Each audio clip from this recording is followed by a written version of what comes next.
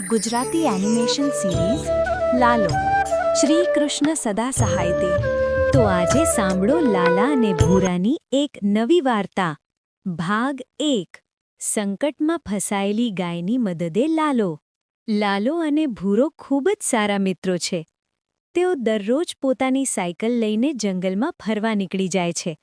હસતા રમતા આનંદથી સમય પસાર કરતા તેઓ બાળપણની મજા માણે છે। આજે પણ જંગલમાં ફરતા ફરતા તેઓ એક સુંદર તળાવના કિનારે આવી પહોંચ્યા।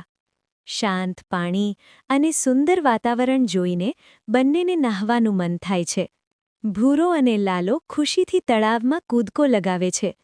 પાણીમાં નહાતા નહાતા રમતા રમતા અચાનક તેમની નજર તળાવના કિનારે પડી। ત્યાં બંનેને કંઈક અજુગતું દેખાયું। એક નિર્દોષ ગાય જેના માથા પર પ્લાસ્ટિક ફસાયેલ હતું। તે બેચેન થઈને પ્લાસ્ટિક કાઢવા અહીંથી ત્યાં માથું ધૂણાવતી હતી। ખૂબ જ હેરાન દેખાઈ રહી હતી। આ જોઈ લાલુ અને ભૂરો તરત જ ગાય પાસે પહોંચી ગયા। બંનેના મનમાં એક જ વિચાર આવ્યો કે આ નિર્દોષ જીવને આ દુઃખમાંથી કેવી રીતે મુક્ત કરવી। ભૂરો હિંમત કરીને પહેલા આગળ ગયો।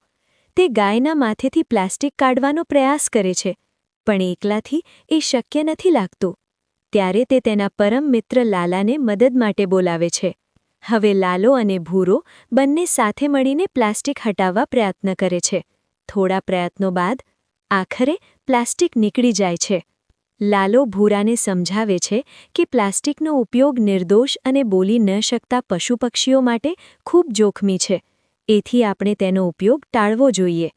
ભૂરો તેની વાત સાથે સહેમતિ બતાવે છે। પ્લાસ્ટિકમાંથી મુક્ત થયેલી ગાય ખૂબ ખુશ થઈ ગઈ। તે જાણે બંને મિત્રો પર પોતાનો પ્રેમ વરસાવા લાગી।